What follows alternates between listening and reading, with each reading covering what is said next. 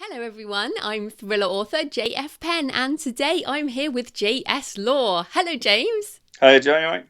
It's good to have you on the show. So, little introduction. James is a former submariner from the Royal Navy and the author of the debut thriller Tenacity, which is super book and I have read it. But James, just start by telling us a bit more about you and your writing background. Yeah, thanks. So writing-wise, I think like most authors, I've been writing for forever. You know, as a child, I found some books a while ago of poetry that I'd written when I was in my early teens, which was very emotional. Oh yeah, I have You can those too. imagine. But it's been going on. But no, I've been writing for a long time. I used to write lots of short story competitions and and that kind of stuff. But I think it was probably about 6 years ago that I decided I really wanted to be an author, a published author. And so what I did is I started trying to act that way, and I started writing a book a year. I would send it out, I'd get it professionally edited, get feedback on it. I'd go through the submissions process, and so I started doing that. And I think maybe 3 years ago now, I got some interest in my first book, which wasn't Tenacity. And then finally, after a conversation with an agent who sort of brought me to my senses, I realised that actually having served on submarines for as long as I have is quite a unique thing. And that was when I decided that was when I should start writing about submarines, and Tenacity was born, as it were. Yeah, and it is very original because of that. But just so everyone can get some idea, just give us a brief kind of overview of the book, just a little taster. Okay, so Tenacity follows a female SIB investigator, the Special Investigation Branch of the Royal Navy, and it follows her into the submarine world. Essentially, there's a murder suicide, and the suicide part of that is on the submarine. So she has to go in and investigate why this guy killed himself, particularly on board a nuclear submarine. And really, what it's about is about drawing her into the submarine environment. I mean, it's still within the UK. We've only just had our first three females go on submarines. So at the time of writing of the book, it's still very much a male-dominated environment. And it's about her going in and being an outsider, really. She's police, which makes her a little bit of an outsider. She's a female in an all-male environment again, but also, she's not a submariner. She's not one of them. And submarines is very much about belonging. It's very much of a club, and so she wasn't part of that club. And it's very much about how she goes on there and has to deal with the dynamic of not fitting in. And it does, make it a really interesting setting. But, tell us a bit more about your background with the Royal Navy. Yeah, so I served in the Royal Navy since I was 16. But I actually started off on aircraft. So I worked as an aircraft maintainer for almost 8, 9 years, and then I moved across to submarines, and I just loved it. Going to submarines was just like coming home, and I sort of realised what it is I wanted to do. But yeah, I served my last 12 years in my career on submarines, and I was a senior nuclear engineer on board. So I was in charge of everything. Well, there was four of us. There's four nuclear engineers on board, but between us, we were in charge of everything from the nuclear reactor plant and the safety operations around that. The propulsion, the engines and gearbox, etc., right down to the toilets, the air systems. The sewage tank. All of that sort of real estate fell under our remit. So it was a really wide ranging job, and I liked it from the point of view of a job. But what I really like about submarines is the characters. It takes a special sort of person to go on a submarine and do what we do and be away from your family for months on end with no contact. You can go away 3 months with nothing, no emails, nothing. And so I just love the characters and the banter and the imagination these people have and what gets them through that time. So, but being on submarines for me was definitely one of the sort of best things I've ever done.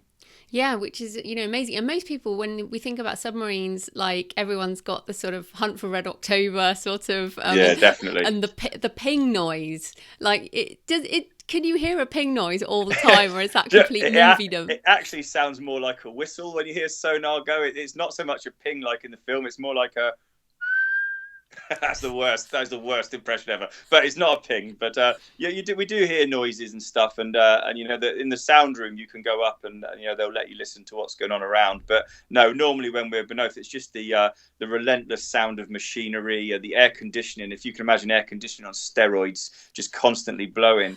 And we go to like emergency stations, or if something happens, the first thing they do is crash stop the ventilation.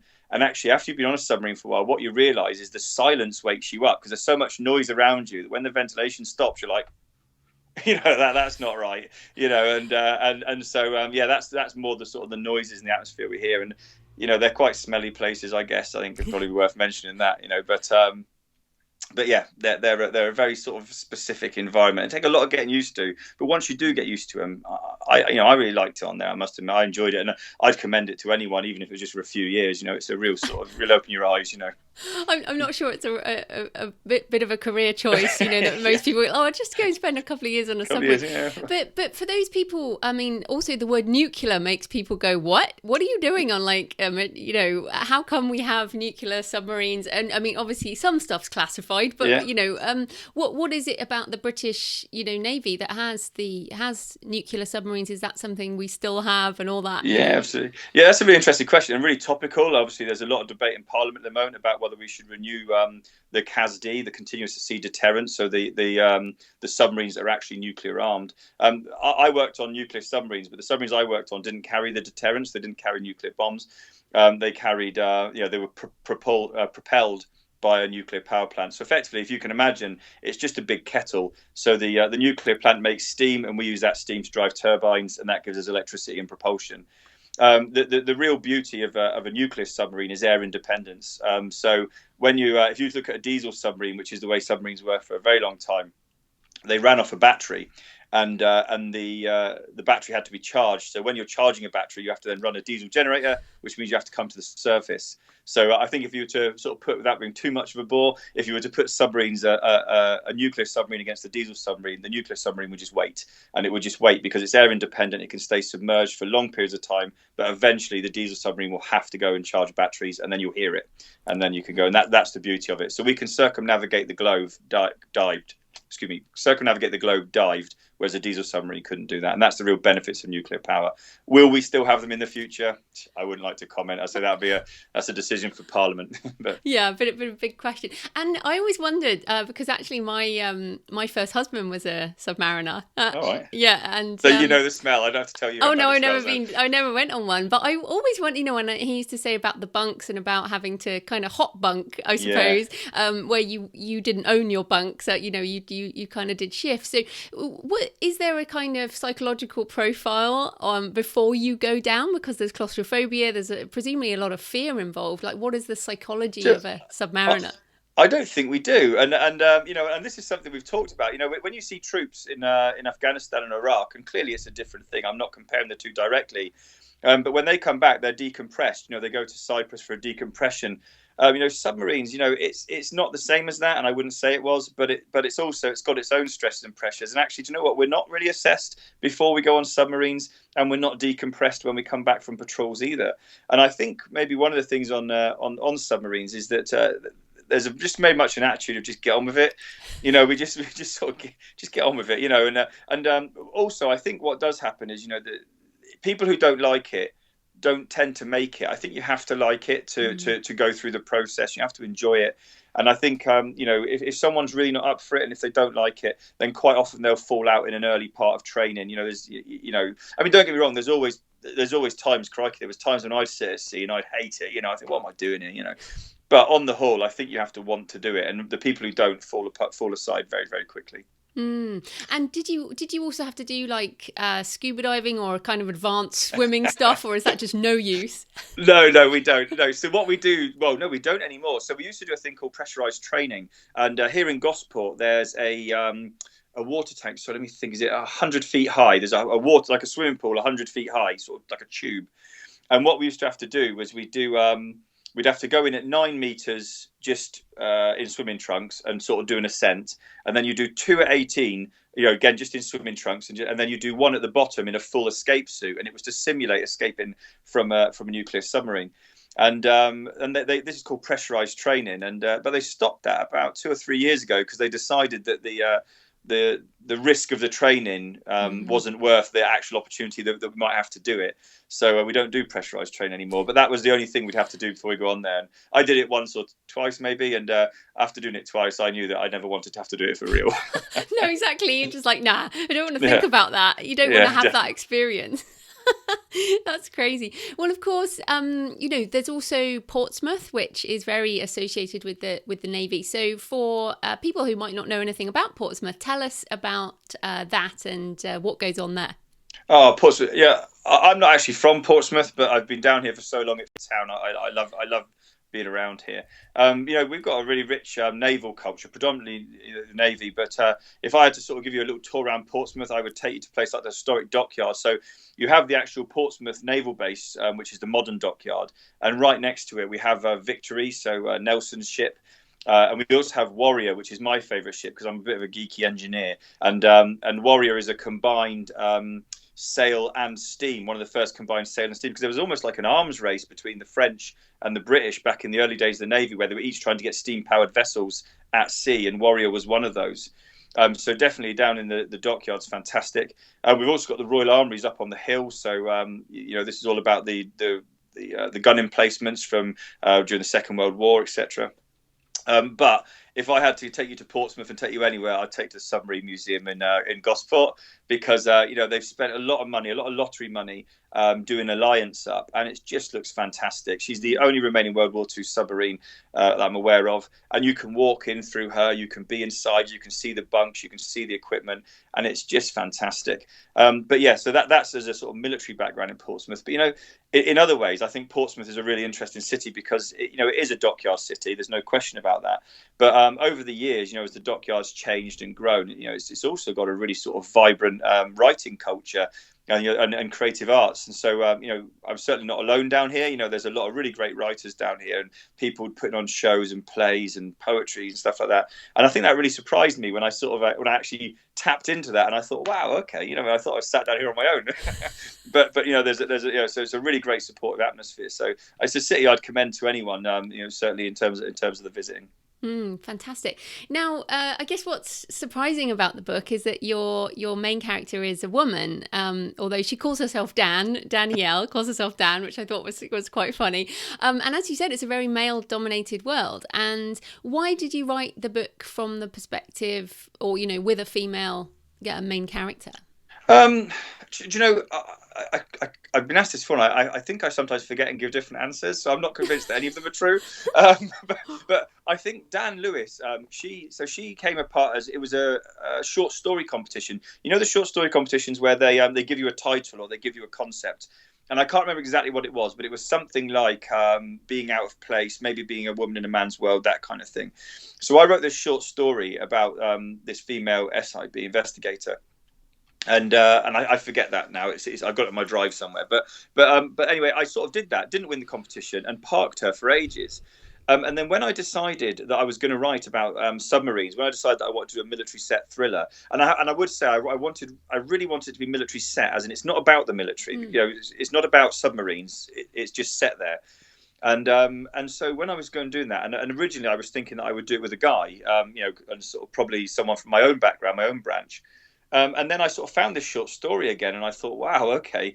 Yeah, I really wanted it to be, for Dan to be sort of the ultimate outsider and this sort of thing. But also, when the concept of Tenacity came, I really wanted the ultimate locked room. That was what I was going for, no question about it. I love the Christie novels. I love The Shining from Stephen King, that kind of thing, where they're away somewhere and they're locked up in a hotel and it snows and they're trapped in. And I really sort of thought Submarines is the ultimate locked room environment. Mm-hmm. When that hatch closes and you submerge, you're not getting off. Yeah. And so I think all these sort of things came together. And as I was thinking about the submarine story, I looked back on this short story at Dan, and I just thought, you know what?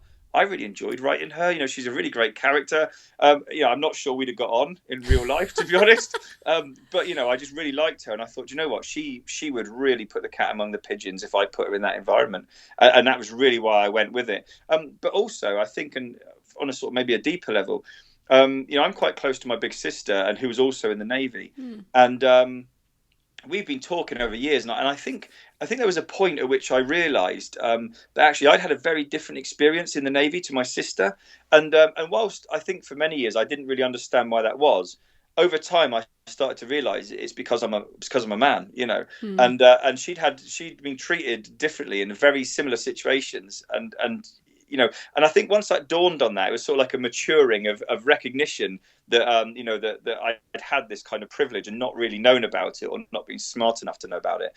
That I really wanted to explore how other people look at the Navy. And so, sometimes that's quite a challenge for me, because Dan is treated by the Navy, or no, not by the Navy, but by the people in the Navy. And she views them in a very different way than I do, and sometimes. So that was also quite an interesting thing for me, that I really wanted to sort of look into that. Yeah, because I guess I was quite surprised, because it verged on misogyny. And there's some, quite, well, they don't treat her in a very nice way, as an understatement. What do you think the situation's like for those 3 female submariners that you mentioned? Yeah, do you know what I mean? It's a crime thriller, right? So no one wanted to read about a cozy trip on a submarine where everyone's nice to her. I don't. I don't think. I've said this before. I don't think that. I don't think we don't have a problem with sexism in the armed forces. I think we probably do. But what I do think is that we're dealing with it. I think that I think that we're actually really progressive and move forward. I think people in the armed forces are probably a little bit more open and accepting than maybe publicly they're viewed as being. So I think that the women who go on submarines will probably, to be honest with you, on submarines, if you're a submariner, you're pretty much all right, and if you're not, you're an oxygen thief, and you get flack. And I think I think that they'll be treated the same as the guys. Really, I don't think it'll be an issue. And I think most people realise that. I mean, I wanted to write something that was quite, sort of exciting, and I wanted that strength of danger. So I probably sort of distilled down some of the worst things I could think and put them in there. But interestingly, so I was doing some research for one of my later books, and I was speaking to some of the ladies who went to sea when women first went to sea in the Navy, so in the 80s, when they were first allowed seagoing wrens, they were called at the time. And as I was chatting to her, and I said, I said, you know what? I said, I really worry that I overdid the misogyny. I really worry that I kind of overdid it. And she just looked at me and she went, no. She says, you really didn't. She says, some of the stuff, she says, it was actually quite chilling for her to read it, because when she first, she was back to sea, a long time ago. But she says back then it was like that. It was that was how it was. And she told me a load of other stories, which I won't tell you now because they're going to come out in later books. But she told me, and I interviewed more. I interviewed several of the girls, and that was something that I was really surprised at, was just how much they identified with some of the treatment that happened.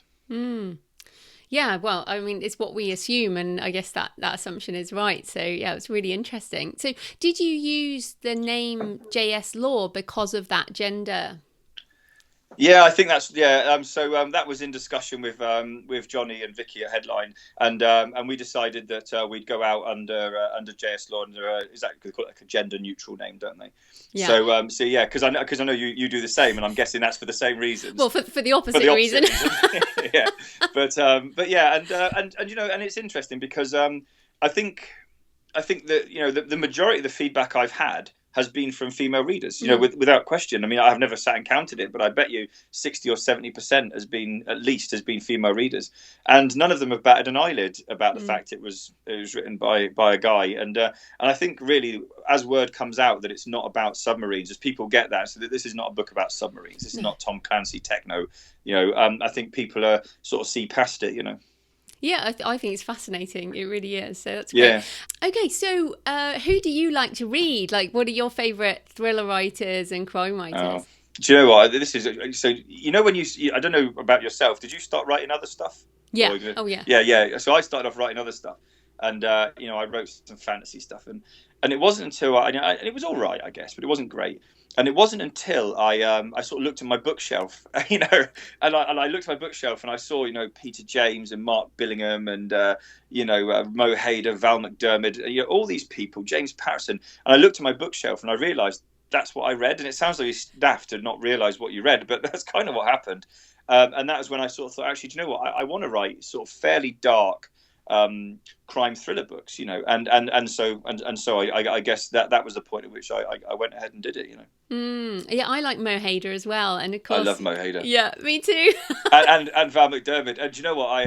I've met Val a couple of times now, and I still go all like daft, and yeah, and and like Lee Child, it was like really daft. I'm a big fan of Lee Child, and he came over the other day, one of the events, and he sat next to me. I was like, Haley, like all cool, and inside I was like, oh my God, Lee Charles, but yeah, I think it's okay to fanboy people, that's what it's about, isn't it? So, but they're definitely two of my favorites. There's some really great new people coming through as well.